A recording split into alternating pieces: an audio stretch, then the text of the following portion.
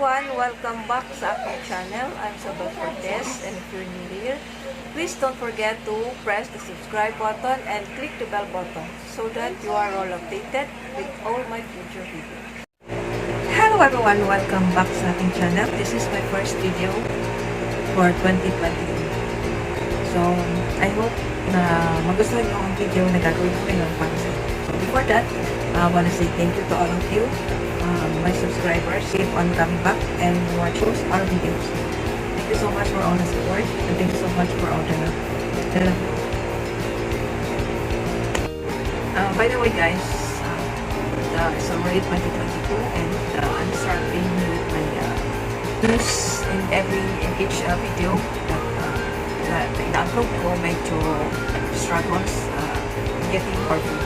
So, I'm gonna ask you guys if you have any suggestion kung ano ang gusto nyo maging content ko.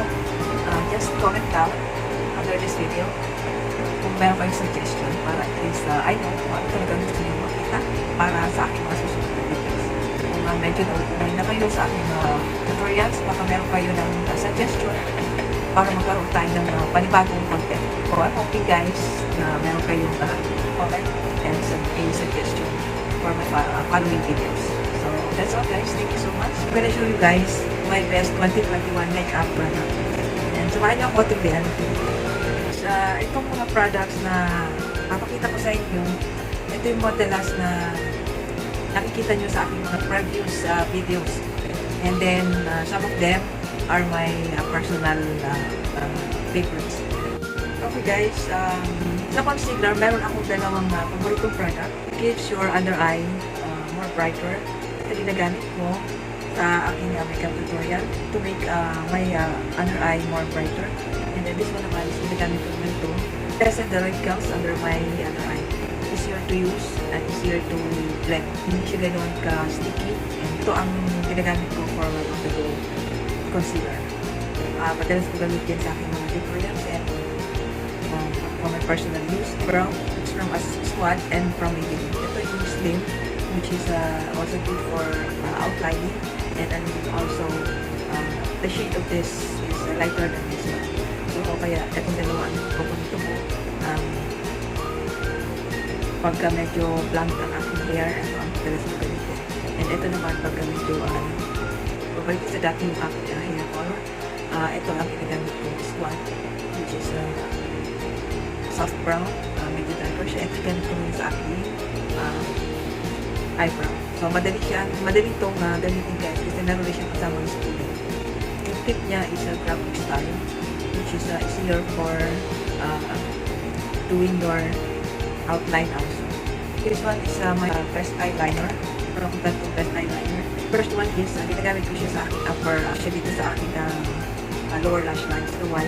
Kung gusto ko naman siya ng medyo yung aking widen yung aking eyes. Ito ginagamit ko right and depende sa aking makeup look na ginagawa. Kung pinaka-paborito ko, ginagamit ko rin ito for added design for my eyeshadow. It's from Teviant. Ito na gamit ko dito sa aking, sometimes sa waterline, ito madalas ko ginagamit ko. And dito sa aking, dito sa part na to, ito madalas ko ginagamit ko din. Eyebrow mascara. Ito ang Squad Eyebrow Mascara. Ito ginagamit ko para hindi siya kaagad-agad na tapos. Para naman for my eyelashes, ito ginagamit ko F21, which is good for at hindi siya pumapaagad. At lightweight ang product na to kasi hindi agad-agad pumapaba yung lashes mo. Especially to those who have straight lashes, natural form ang mga lashes. Pag once na in-apply nyo to, hindi ka agad-agad siya pumapaba. But you have to use for lash. On the go mascara. Mas gusto ko to kasi simple lang ang dating ng lashes niya pag ito nilagay na. And then it takes 3 days bago siya matanggal sa inyong lashes. Maganda siya guys pag looks natural on your lashes. Sa aking mga makeup tutorials. Ito yung Maybelline. Ayan.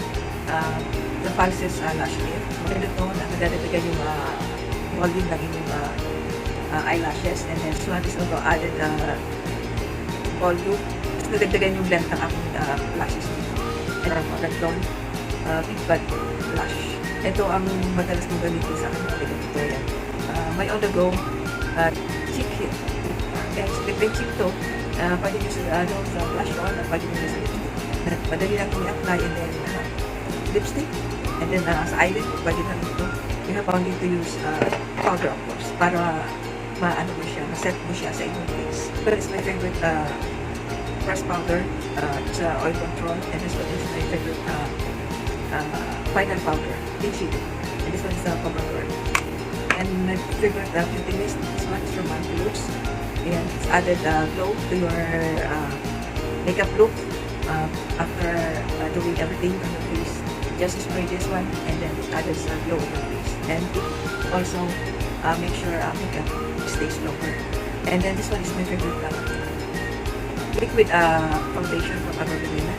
Maganda siya sa coverage guys. Very flawless outcome sa inyong face.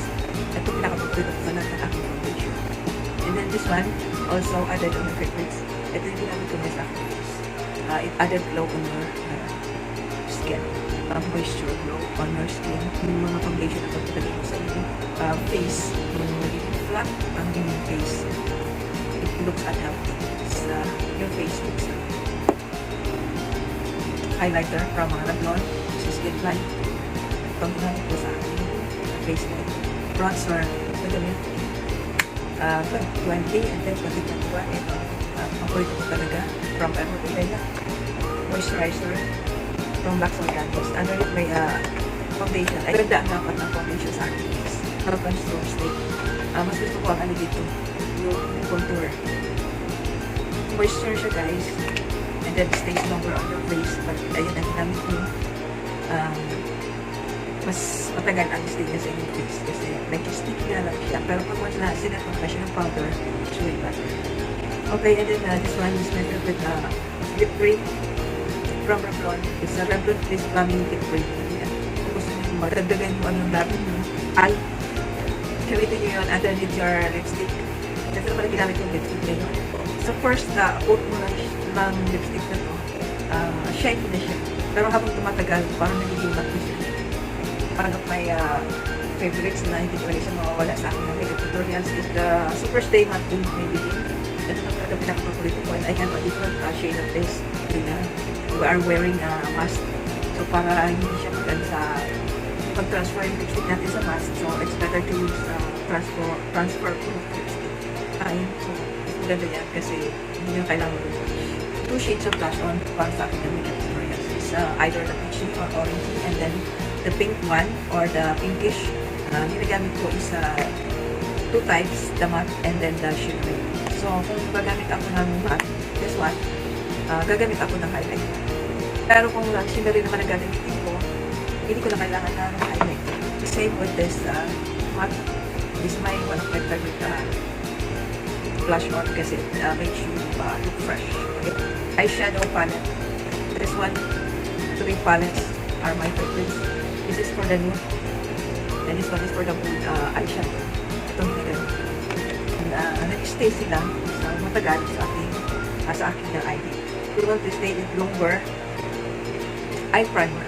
Ito ang ginagamit kong eye primer para mag-stay ang aking eyeshadow. Pero depende sa klase na eyeshadow ginagamit ko. Kasi there are some eyeshadow na kahit hindi mo na kailangan na eye primer, kumakapit talaga ito sa inyong eye. Pero meron namang mga eyeshadow na hindi kumakapit, so you can use this eye primer. And waterproof eyeliner. Ito pinaka-favorito ko sa lahat. So, eyeliner na yan. Makadali i-apply. Very fine tips. And then, very smooth i-apply. And then, even your eyelid is not that firm. Talagang smooth pa rin siyang i-apply sa inyong eyelid. Kasi that my skin is now on my 50s. So, medyo hindi na ganun ka-performance skin ko sa aking eyelid. So, that's all guys. My best 2021 products. I hope na ma-enjoy your video.